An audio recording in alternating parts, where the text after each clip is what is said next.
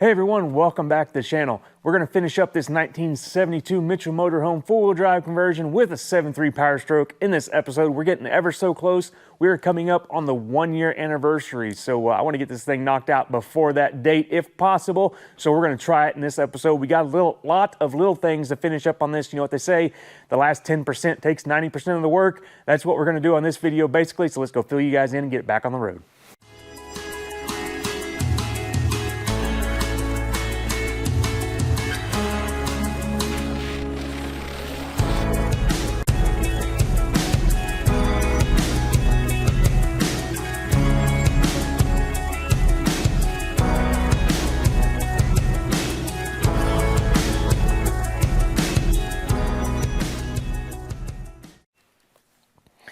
All right, guys, like I said, we are coming up on the 1-year anniversary. We're still about a couple months away, a little less than a couple months, about a month and a half, actually. I think I can get it finished up before then. We'll see. We're kind of waiting on some parts and stuff that's going to dictate that, but I think we have the ball rolling and all that stuff, so we'll get it in time for me to finish this thing up. The major thing we're waiting on now is the rear blocks for the rear end and the drive lines. I can't drive it without an axle, or an axle or a drive line, so waiting on those two major components to be able to get this thing rolling. I do have the axle that we put in here, the Sterling 10 1/4. If you remember on previous episodes, we changed that out to be able to run the wheels Chris wants to run on this thing, which is not these, but it looks similar to these. But I do have the axle back in there mocked up. I wanted to figure out what size blocks we need, because that's a big hurdle with any project, basically, when a four-wheel drive, when you can figure out what blocks are going to make the thing sit right. And we ended up with 5.5, I think. What I did is I put some highboy blocks in there. If you can see that, it's kind of dark in here. So those are some highboy. They're like 4 1/4. They're a little bit over 4 inches. And basically I had to get a jack back here on the hitch and lift it up to make it level. So I had to lift it up 1.5 inches more or something like that. So we went with 5.5-inch blocks. And another thing that made this complicated was we aren't fully empty. We are fully loaded because we have a camper on the back of this thing. So that kind of made it tricky, because I had to, usually you can just kind of set the weight of the springs and everything on there and kind of get your ride height figured out when you're just on a pickup with nothing in the bed. But when you're fully loaded with a camper, you have to actually put the overloads and everything on it, because it sits on the overload. So those affect the ride height too. But we got all that figured out. Luckily, I didn't order blocks before we put the overloads on it, because my first measurement was like 6 inches. So we put the overloads on it and changed it to 5.5. So hopefully we get the blocks right this time. This is actually my second time ordering blocks for this. The first time I was way wrong, and I was trying to prematurely get parts rolling in here, and I guessed it after I put the axle in and the engine in for the first time, and I tried to guess where it was going to be in the back. Didn't come out right. So right now we are a lot closer to ride height on the front, so I was confident enough to reorder on the rear. Hopefully it is right this time, fingers crossed. But yeah, the front end, speaking of the front end, I have a lot of it put together. We have the front end all adjusted with the fenders and the grill and everything. And I also have this really nice chrome winch bumper on it. It looks kind of like a worn bumper, but it is made different, and it has a Ramsey sticker on it. I don't know if that is from, it had a Ramsey winch in it at some point, or if this is actually a Ramsey brand bumper. I'm not really sure. If you know, comment down below and fill me in. But we are getting a stand-up style worn 8274 to put in here. We just haven't found the right one yet, but that'll complete the look with the front end. I think the chrome winch bumper really complements the Ranger trim on this thing. Since this is a Ranger, pretty high trim level truck, it has the big chrome strip down the bump there. I think the chrome bumper kind of matches it since it's a higher trim level truck. I thought it was a pretty nice addition. But up here on the engine bay, nothing's really changed. I did paint this pipe that I had to modify, so that's back to being painted. I've done a lot of tidying up in here. We're like kind of finish wiring stuff. I added a Edge diesel, EAS diesel starter kit. That's kind of this here.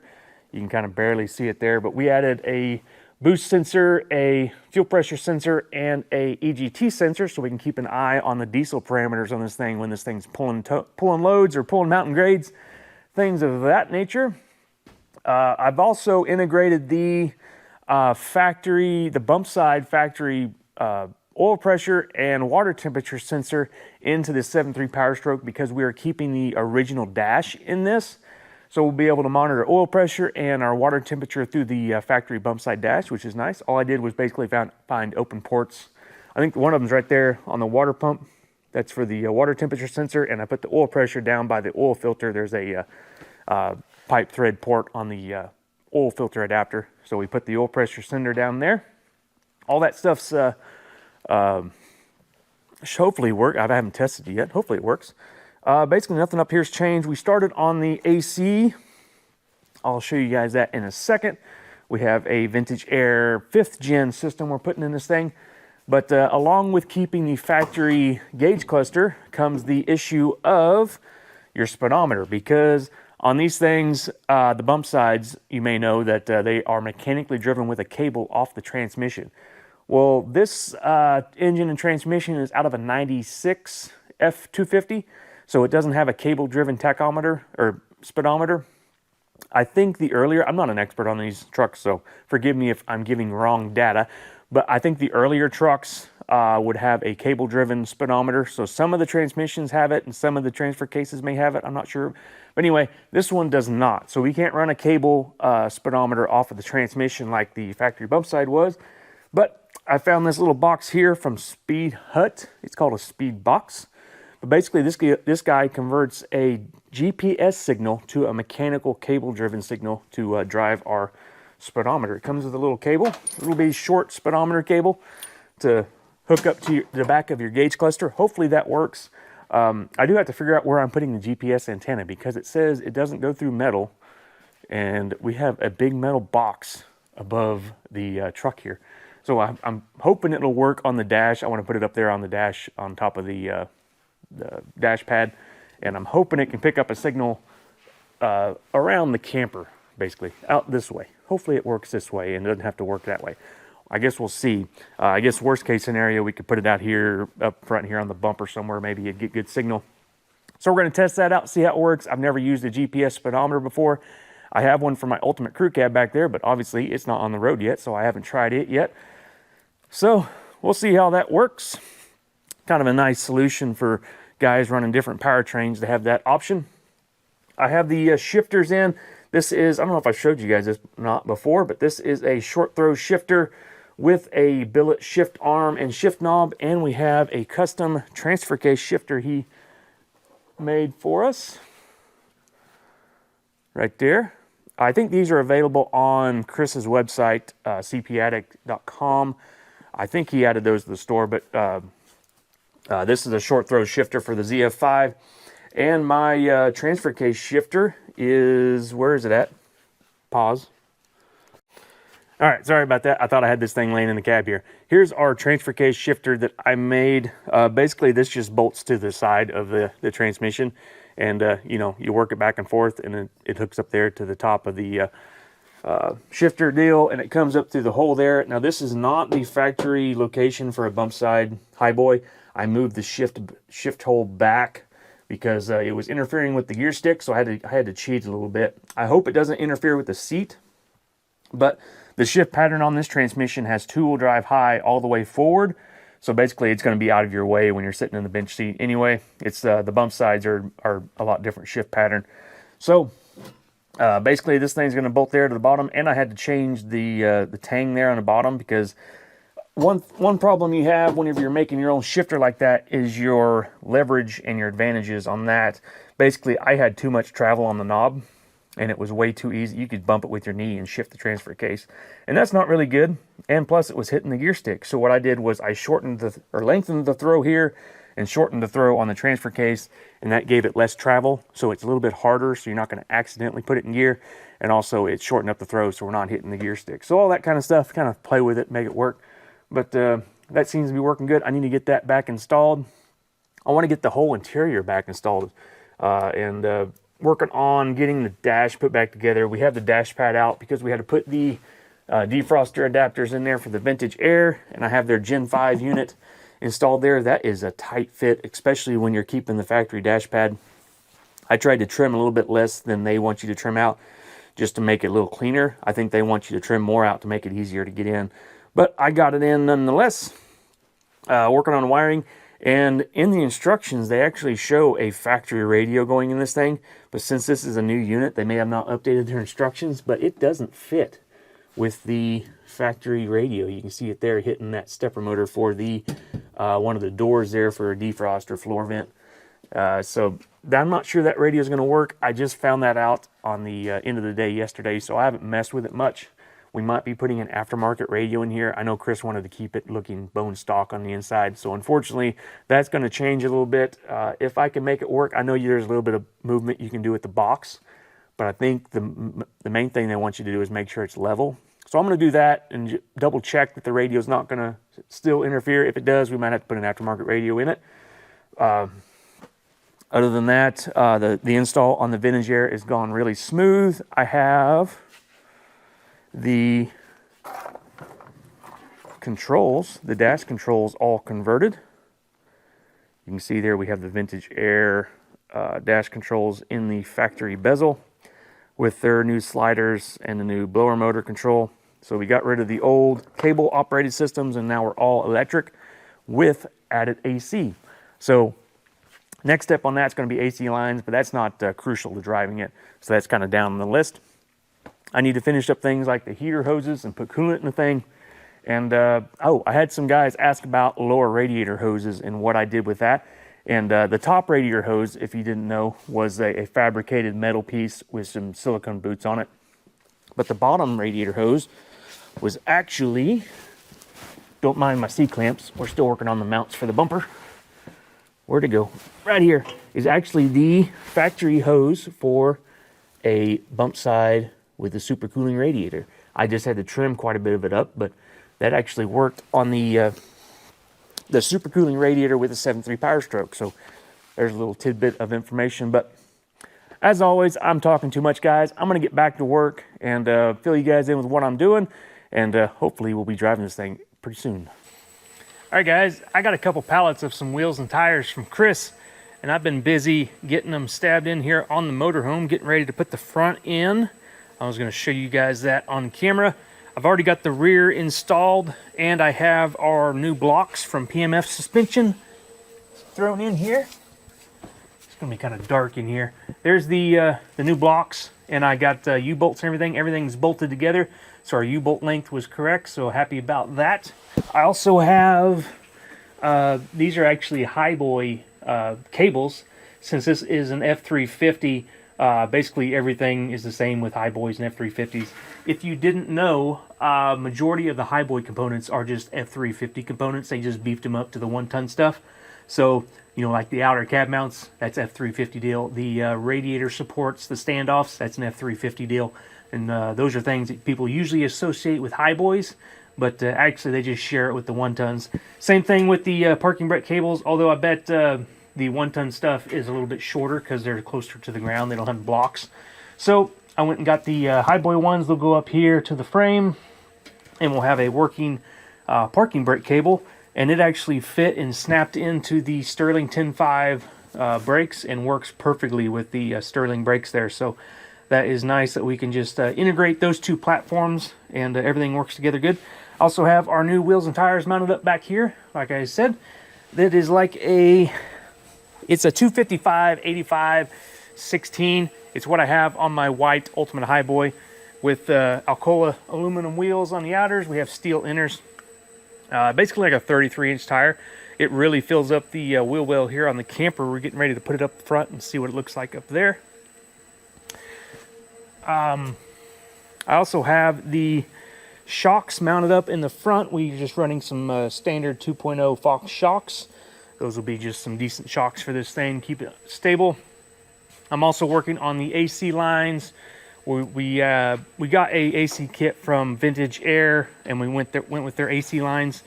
We're going to do straight into that one. We got to crimp that one, and this is our suction, and it's going to go from here, the bulkhead fitting. We got to crimp that line, so that's going to be there. And I have the other lines coming through the firewall here, like the AC Vintage Air AC system is, and the box is installed here and wired up and tested, and the blower and everything works. Here's our heater controls that I showed earlier. I am waiting on a speaker to show up so we can put a speaker in the dash, and we actually had to run an aftermarket radio, and I have to put once I get the speaker in, I'll put the dash pad back on, and then I can start assembling everything here on the dash. But as far as wiring goes, I think we're pretty much ready to go there. The GPS speedometer is wired in, basically just kind of buttoning things up here in the interior and then getting the floor mat back installed in the seat, and we'll be good to go there. Waiting on the driveline from Knoxville Driveline. I think that's what the company's called. They're building us a 2-piece rear driveline for this thing. Since it's so long, we've got to run 2 pieces. Waiting on that deal. And basically just a lot of buttoning up. I did finish up the frame brackets earlier in the video. I told you I was messing with those. What I ended up doing there was I just welded a bottom plate on it there and put some bolts in it there. So a little sturdier mount. I think this bumper, the brackets on it were originally for something with a body lift. I cut the bottom of that off and just re-drilled the holes. Let's get this new BF Goodwrench 255/85 mounted up here and see how it looks. Kind of guessed the height change there. This tire should be a good inch taller on top and bottom.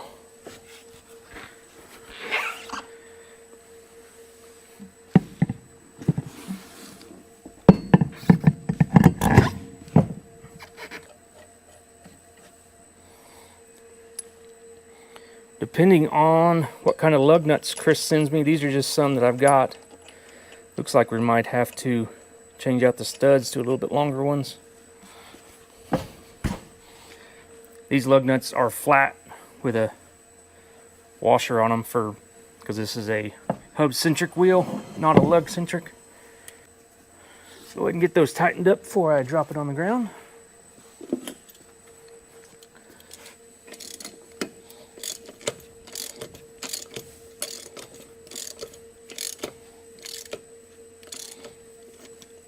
Looks like that wheel is going on a little further than I thought it would. We might be okay on the studs.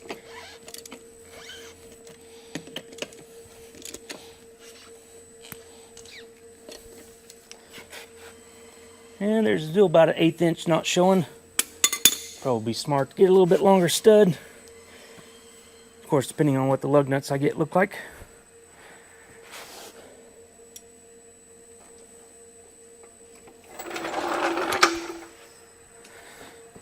There we go. First look. That really, that mud terrain tire really sets off the look than that street tire we had on it.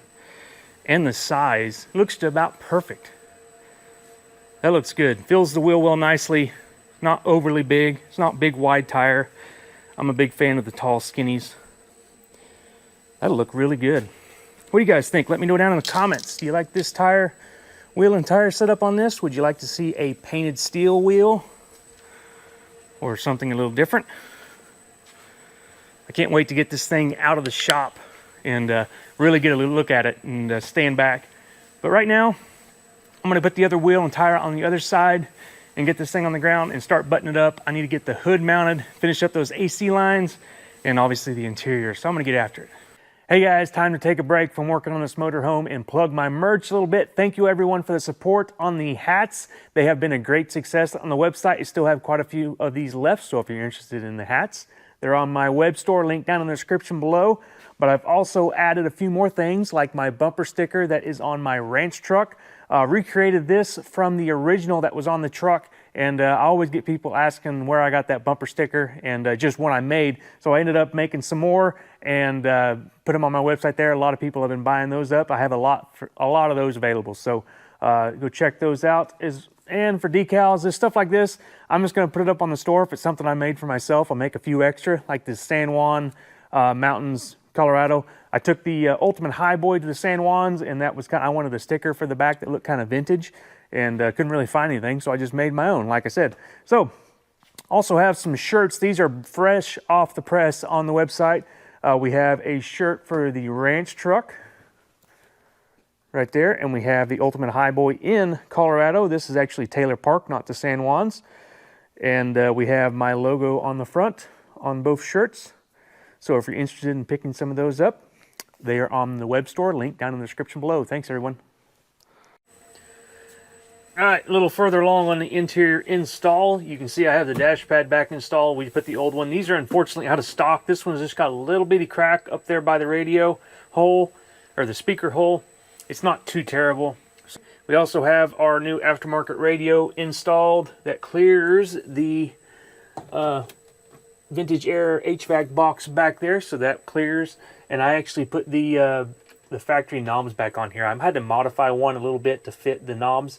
So the back knobs and the front knobs are the original Ford knobs, not the ones that come with those aftermarket radios. Just look kind of cheap and plastic. I don't really like them. Have the vintage air controls hooked back up or put back in the spot. I did test everything, tested the radio and tested the vents. All that works. So we have the dash vents installed for the vintage air unit. So this would be where the dash portion comes out. All that's installed and our hose is routed. It gets really, really full up here under the dash once you get to routing the hoses. You can see we have one of our hoses here comes out to this vent, and this is actually the defrost vent going up there. And you have to be really careful to keep them out of the wiper arms, because you think you have enough room there and you shove stuff up in there, then you try to run the wipers and they're hitting the hoses. So I think I have everything out of the way. I still have to get the glove box insert in here, which I'm not sure how I'm going to fit that with everything packaged up in here, but we'll see how it goes. Doing stuff on the other end to button up everything over there to put the gauge cluster back in. I have to do stuff like the auxiliary switch for the fuel tank, because we're running a tank in the back. I have to move that because the vent was in the way, and we have to run a switch for our lights. Chris decided to go with the classic KC daylighters, so we're taking these amber fogs off and going to put some classic KC daylighters, but I have to run a switch over there for that. So I have to figure out where I'm going to mount that. We are going to keep the original, where's that? Right here. This is the switch they had on here for those vintage fog lights. So we're going to keep that for the KC lights. That'll look pretty good. And where's my switch? Right here's my switch for the fuel tank. So I either have to extend it and put it on the other side of the steering wheel, or try to fit it right here. It gets pretty tight. And we'll see what I come up with there. But basically I have to finish all this up. There's the GPS box right there. I have a short little speedometer cable that will go from that to the OEM gauge cluster. And then right here's the GPS antenna. I just have it stuck up there out of the way. I'm going to put it right over there in the top of the dash pad over there. So hopefully it gets enough sky there for the speedometer work. We'll see how that works. And basically, yeah, our edge gauges here, I have that mounted. I have to mount the OBD2 port somewhere. I think we're going to hide this under the dash so you can't see it, since we have to have this big old plug plugged into it the whole time. There's no sense to having it stuck out here where you can see that.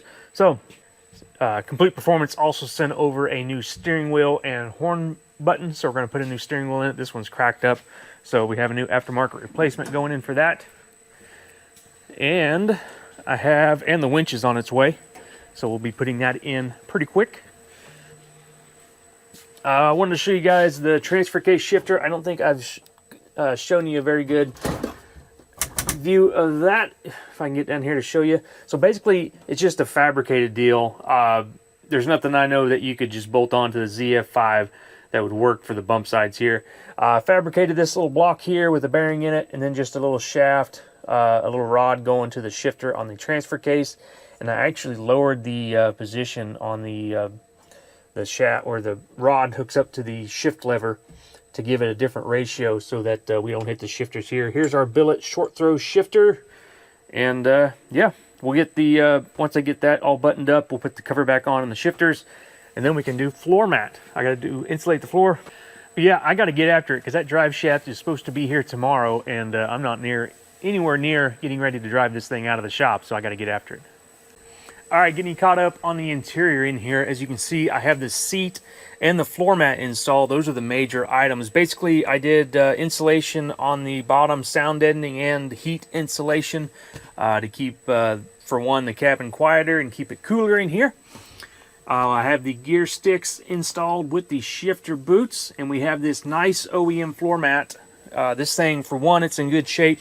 because this is a low use truck, because it was a camper, you know, it wasn't an everyday like farm truck. So the floor mat's in good shape, but it also had red carpet. So that really kept the floor mat in really good shape. So reused it, and it's a factory tinted one, although not very exciting. It's like the parchment colored one, the white one. But the factory tinted ones are pretty neat because you just don't see them very often, because usually they get all tore up and broke and people throw them away. So I like having a nice factory floor mat because they fit the absolute best. The aftermarket ones are kind of iffy on the fitment department. But on the topic of this, just always like to point out, this is the correct way to install your Highboy shift boot. A lot of people do it wrong, and mainly that's because, like I said, those floor mats don't fit very good. So they use the trim ring, or I've even done it in the past on my trucks, the trim ring on top of the boot, on top of the floor mat, and then cinch it all down, and that kind of holds everything down. But this is the correct way Ford did it. The trim ring is under the floor mat on the transmission cover, and then the floor mat just goes over the boot, and just having the nice boot sticking up there. So that's the way I like to do them whenever I can. You can't always do it with the aftermarket floor mats. And then we have our nice billet shifter here with our short throw, and we have an OEM like an OBS Ford shifter boot for that. So our shifters are all nice and installed, and they work. And I got the seat installed. We also put, there's a lot of, I had to do this before I did that. I don't have a light. Let me get a light. We also installed some undercover speakers, if you can see them way up under there. They're really hard to see under the seat there. But there's basically two speakers under the seat. There I have the seat pushed forward. You can see them under there. Basically two extra speakers under the seat to give you a little bit more sound and give you a nice stereo feel inside the cab. We also put stereo speakers under the dash pad here for their kicker speakers, so we have left and right channel. And the reason I don't have the glove box and the gauge cluster installed yet is because, like I just said, the dash pads were out of stock. Well, lo and behold, like a week after I put this dash pad in, they came back in stock. So we have a new one coming. I'm going to throw that in before I put the gauge cluster and all that back in place. We have our edge tuner here for monitoring all the diesel stuff. And the radio and climate control, all that is all 100% installed. I just have to I have to charge the AC, basically, is all that's left on that. But you might notice that the truck is backwards in the shop. It is different from the last time you saw it on the video here. That's because I pulled it out of the shop and I was trying to work on the brakes and get the brake split out and bleed all the air out of the Hydro Boost and power steering system, because those can be kind of a pain.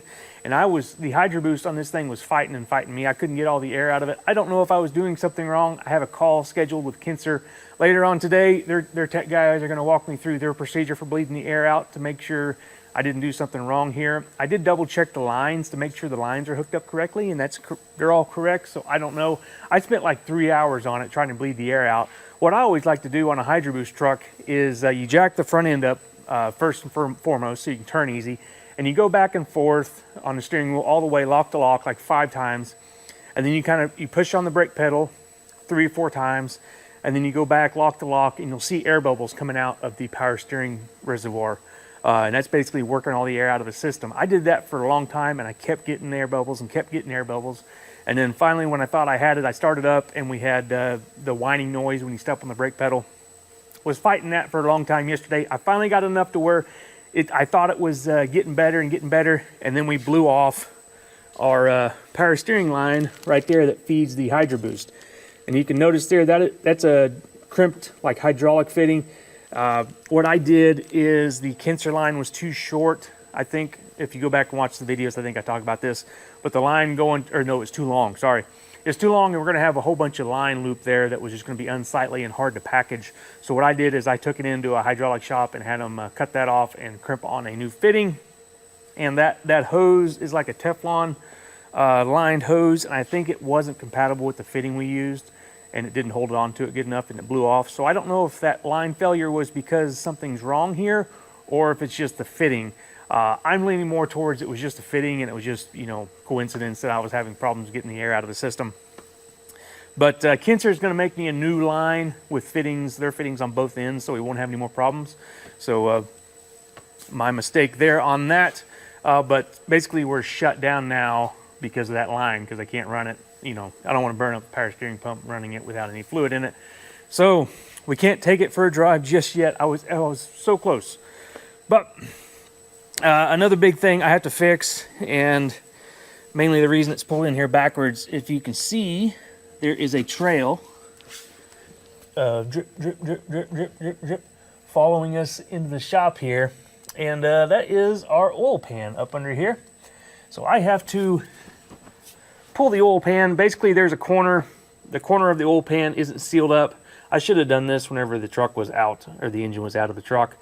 But, you know, hindsight's always 20/20. So, but luckily, we have lots of room. We don't have a cross member to get up out of the way. So we'll just be able to yank that oil pan off and reseal it and put it back on, and we'll be good to go. I also got our driveline from Knoxville Driveline. Those guys knocked this thing out. It looks great. We got all new U-joints, yokes, carrier bearing, everything front to back. The only problem is our angles are off. I have a carrier bearing drop coming from PMF Suspension. We'll be able to dial that in and get our U-joint angles all happy so that we don't have any vibration going on down the road. And I also have some of the exhaust made up here.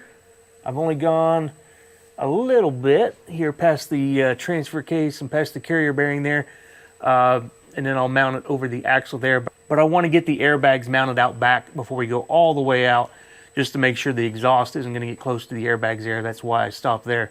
And we have to get our Aero fuel tank installed. I'm going to use that with the forklift out the back. And then I have to figure up a filler neck for that back there. So we'll have to be cutting a hole in the side of the camper. But for now, I'm waiting on that power steering line, and I'm going to get the oil pan fixed because that thing is leaking terribly. I don't want to run it any more than I have to with that leaking. So I'm going to get that fixed. I got a lot of cleaning to do under the hood because we got some nice transmission fluid all over it from the power steering line blowing. So I'm going to get after it, drop the oil pan. I'll fill you guys in when I get something done. All right, just got the oil pan dropped out of here. That's what makes it nice. We got a nice open area for our oil pan service here. A lot of times oil pans can be pretty annoying, but thankfully we have lots of room here. Right here is our problem corner. And you can see there, looks like we got some right here, I'm guessing is our problem. Looks like we didn't get enough silicone there on that corner. And this corner here, I was wondering if it was leaking too, and it was just running down here and looking like the same side. Looks like we got a little passageway right there that oil can get out of. We'll get this oil pan resealed and get the block cleaned up and get some new gasket maker on there, and hopefully we'll fix the leaks on this. All right, well, I'm halfway through editing this video, and I've come to the realization that the whole video is just going to be me doing this, talking to the camera, and not really doing much work on the truck. Unfortunately, that's the way this video or this truck's going to go because I am trying to bust tail on this thing and get it done as fast as I can. So anytime I'm working on it, I'm trying to be as efficient as possible, and picking up the camera just kind of slows that process down. So I'm kind of picking up the camera fewer and fewer times on this build, trying to fill you guys in with what I'm doing. So bear with me. I apologize. It gets kind of dry and repetitive sometimes. Going through that video, I kind of realized that, but we're just going to keep doing the same because I got to get this thing done. But I want to catch you guys up with what I've been doing. So I'll show you guys under the truck here. I did get the carrier bearing all set up. So that's the PMF drop bracket they sent over. This is fully adjustable so we can get it dialed into what we need to be. Basically, I played with the angles a lot and tried to get everything correct. And what I was trying to do, or the way I think you're supposed to set up a two-piece like this, basically we need to have, for one, matching angles. Your opposing angles need to be the same on your U-joints, but also you need at least a degree of angle in your joint so it spins the needle bearings, because this shaft theoretically shouldn't ever move, but you need to have a little bit of angle. You can't make it straight. So I was playing with that and gave them all some angle, I think about 2 degrees, and we made sure our opposing angles of our U-joints are correct. So hopefully we don't have any driveline problems there. I've been working back here on the back axle before I get the fuel tank installed because it's going to block off a lot of my access here for the airbags. On this side, I have it installed. Now, these are from PMF as well, Precision Metal Fabrication. This is their airbag tang for their lift block. So this one is not fully installed. We just have the platform here, and they have a brace that goes down to the axle tube. Over here on this side, you can see that brace right there. It goes down to the axle tube, and it supports on the tube. So all of this will be really supported whenever that airbag is carrying the weight. Speaking of airbag, here's our airbag right here, our helper spring. It's going to go right here, and I'm going to make a plate that goes off the frame. Can you guys see that?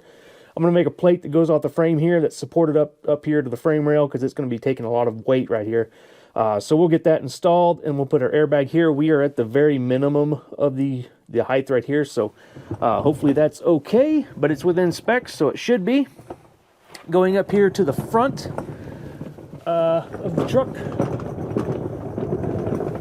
I have the oil pan back installed. I don't have oil in it yet, so hopefully it doesn't leak. I won't know until it runs, because the other one, it didn't leak until you actually started the thing. So fingers crossed that doesn't leak anymore, but it is back installed. And I could see the big thing was to make sure you have squish all the way around your pan, and I was checking that and made sure we did have gasket maker squishing out all the way around the pan. Knoxville is working on our front drive line, so that's basically just from here to here. So yeah, I'm moving right along with that. I want to get those airbags installed and start on the exhaust, and then I want to get that fuel tank installed in the back so we can route the exhaust around that and the hangers, make sure all that's all happy.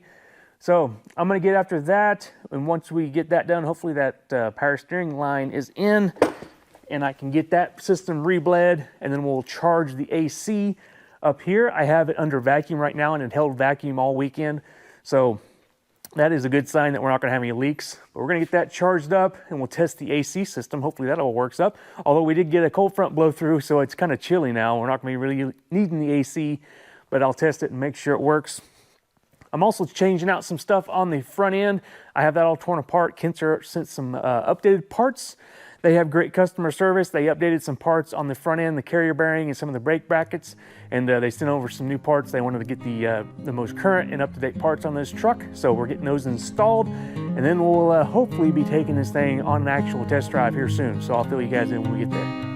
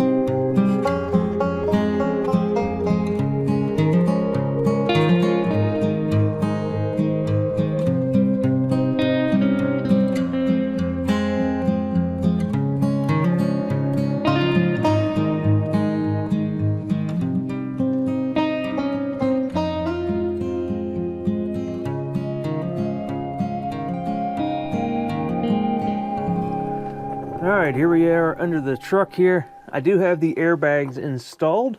I'm getting some fitting extensions to get the air lines routed up out of the way of those brackets before I route the air lines. So we have that yet to do, but the airbags are all bolted in with the new brackets.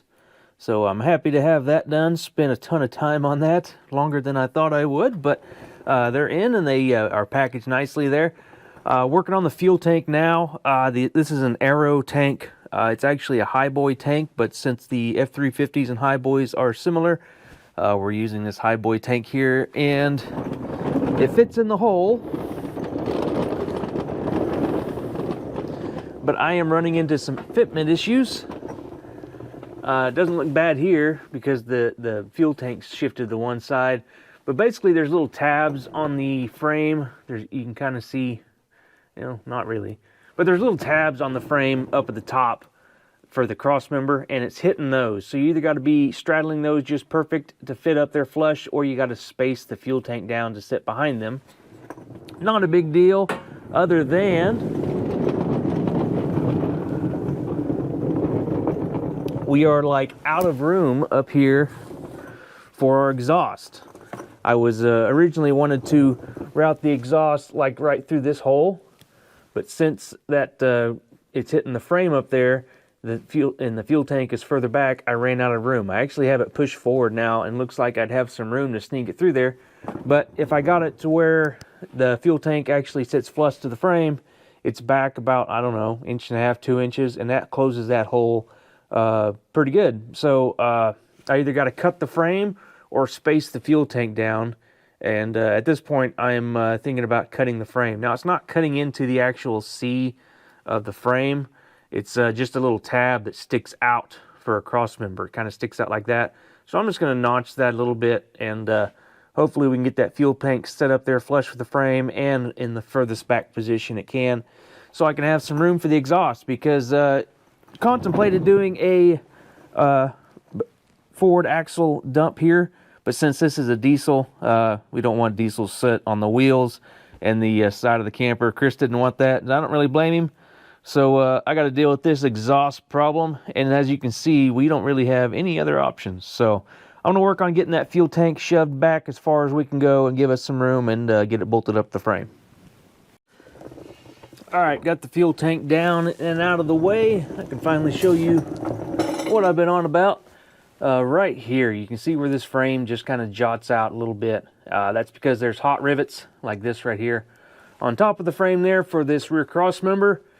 And that little bit, I think over here you can actually see the marks where it was hitting right there. So just a little bit of the corner needs to come out. I'm not excited about modifying the frame, but I feel that's going to be fairly insignificant in the grand scheme of things. One thing I don't like to do is make a sharp corner, and if you just came in here with a zip disc and cut that corner out, you'd have a nice sharp corner there for a crack to start. So what I'm going to do is I'm going to come in here and drill a hole, and then come and cut that hole just so we have a nice radius corner there on this frame. Hopefully we don't cause any problems. We do have a lot of extra strength back here with this added angle iron for the camper body that goes all the way to the back. So I think we're all right there. And here you can get a nice shot of the airbag brackets. This is not the intended use for these. This kit was actually for the outside of the frame on top of the leaf springs, and that bracket's supposed to be inverted the other way. But we didn't have enough room there with the camper body and our leaf springs, so I used on the inside with our lift blocks. They have a tang there from PMF suspension, a tang for the airbag. So I flipped that over, and I had to space out some because it was hitting that little brace there on the side, that lip. But it worked out good. That should be nice and good and strong for that airbag, because these are rated for 2,600 pounds a piece. So there's going to be lots of weight there. So I wanted to make sure it was good and strong, and not just something that was just going to bend and break then over time, especially with this camper rocking back and forth. So hopefully these airbags kind of stabilize a little bit. I think they should. We'll get this fuel tank sorted out. Another thing about this Aero tank I'm not too crazy about is they have these vents here that loop between these two halves, because it's got this big channel here for the cross member that it's got to straddle. And they put these vent tubes sticking straight out, like right into the frame. And you got to undo this hose. I route the hose over the cross member, and you got to undo the hose to drop it. It's kind of a pain. But if they would have pointed those vents to the inside, you wouldn't have to deal with this hose getting hung up on the frame and getting pinched whenever I fought this thing for a long time yesterday trying to get it in the spot before I realized it was hitting the frame. And this hose was always getting pinched and kinked, and I had to reach up there and make sure it wasn't kinked, and it's just annoying. But anyway, we'll get it in there. Just got to work on the frame a little bit and see how it goes. I do have to say, when you're doing a build like this thing, I don't know what you call this, a resto mod. I don't know if it's really a resto mod, but something that's not stock, basically. It really does test your time and patience on putting all these things together and making everything work, because you're probably the first one doing this. You know, kind of like whoever's built a Kinser chassis 72 motorhome with a 7.3 Powerstroke and a Sterling 10.5 rear end with airbags and a rear mounted fuel tank. I don't know if I'm the first one or not, but we're certainly fighting through some problems that didn't know I had to do. So that's really where all this stuff really kind of wears you thin and makes this project like this kind of take a long time. And especially something like my ultimate crew cab back here that I am planning on getting back on here pretty soon. So stick around on the channel if you want to see that thing. But if you're doing something, I want to say, if you're just getting into something like this and you're wanting to build a truck, or take it from someone who's built a few of them.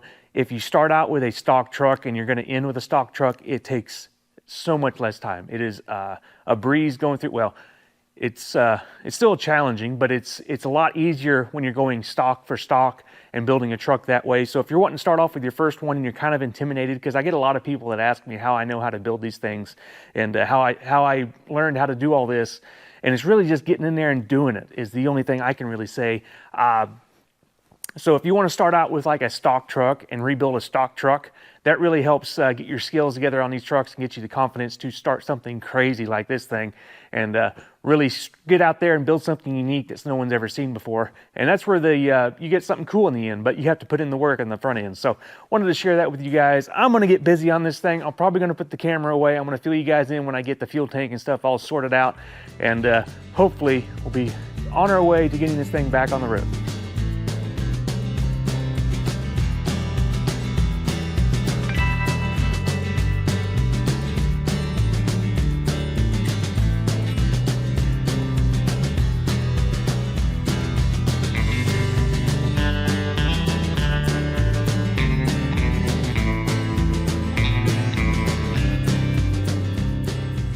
All right, so I got the fuel tank installed, and that means I can start on the exhaust. You saw me just working on this little corkscrew here of an exhaust. It got pretty tight there going between the airbags and the fuel tank, and had to do a little jog this way and a jog that way to get around that stuff, and hopefully give it enough space so it doesn't have any problems with rubbing or heat transfer. But I think we're good. We got a pretty good gap around all that stuff. So I'm gonna go throw this in, show you guys what we're ending up with, and then I have to finish out the tailpipe. There's gonna be a lot of exhaust on this thing because we have to go past the step, because the step is on the passenger side, right where the exhaust would exit behind the passenger side rear wheel. So I gotta go past the step, and then we're gonna go 90 out. So get that exhaust away from the vehicle and hopefully not be all the way down the side of the camper. We might put a turn down on it so it blows it down to the ground instead of out the side, because these old 7.3s do like to puff a little bit of smoke when you're working them hard. But let's get this thing on and see how it fits. All right, gonna come in here from the back, get it up over the axle, and then fit it between the fuel tank and the axle. Somehow, I've done this before. I know it fits. Maybe I did it like this. There we go. All right, now we're getting up there. And then into the exhaust, nothing to it.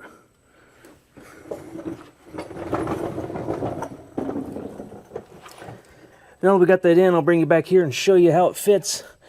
Like I said, really tight around the fuel tank there. But we got it snaked around there and then around the fuel tank. And then it's going to come out right here. Obviously come along here and then exit right here beside the step. Here's a step I was talking about. So it's going to be exiting right here. I'm probably going to have to hang it. We have a brace here for a jack, a leveling jack, and probably going to have to brace that exhaust because it's going to be hanging way out here. It's going to be a lot of weight, and the frame ends actually right here. So we're going to be past the factory frame out here with our exhaust. So I'm going to add another hanger, maybe even two, and we'll get that thing back in here, and that'll be pretty easy. And then maybe a turn down. So yeah, we're chipping away at it. I got some stuff done on the interior yesterday.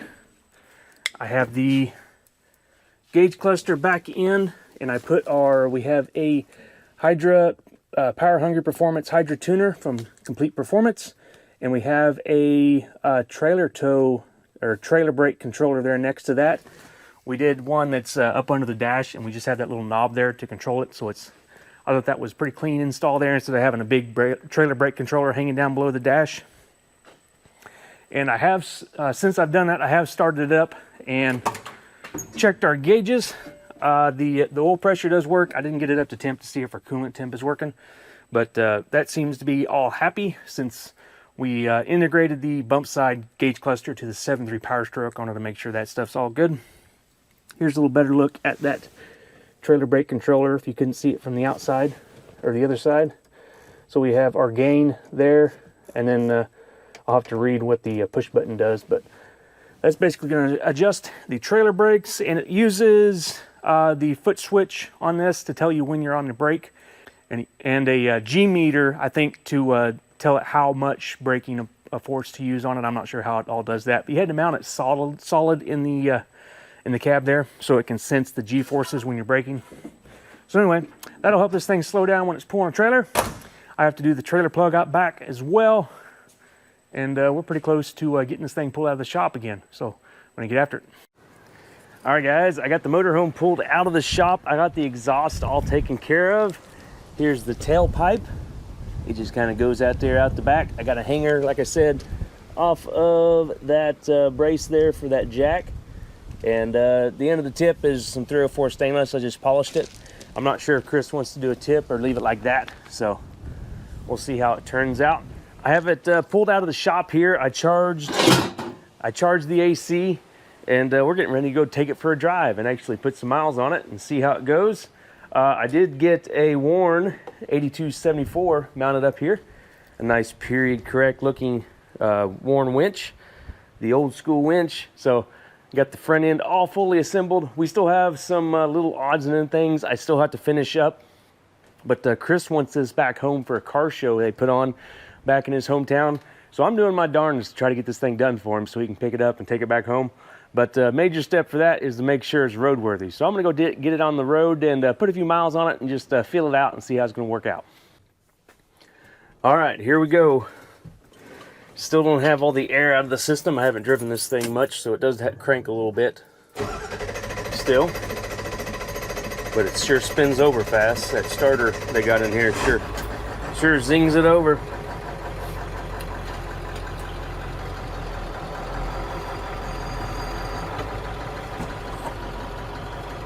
Got the brake system all bled in the power steering system. I was having some problems with that before, but it's all working good now.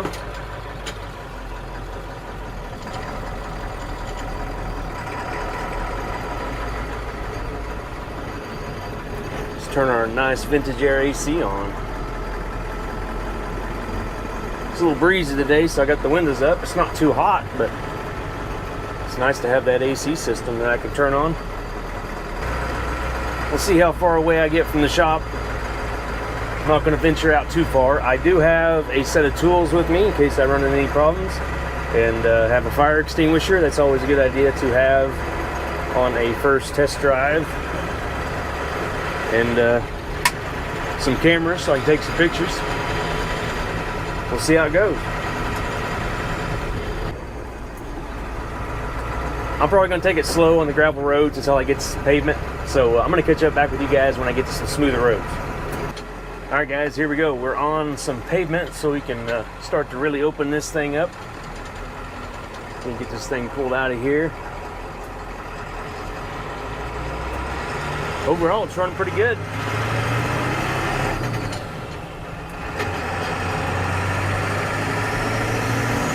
hear that turbo sing a little bit.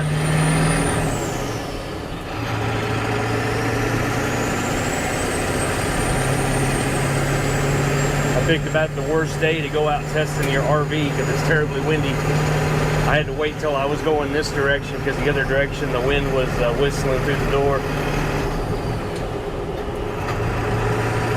This thing's running pretty good.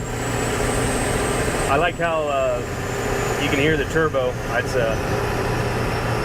It might get annoying on a real long trip, but I generally like that noise, so it's pleasing to my ear at least, and hopefully Chris's as well.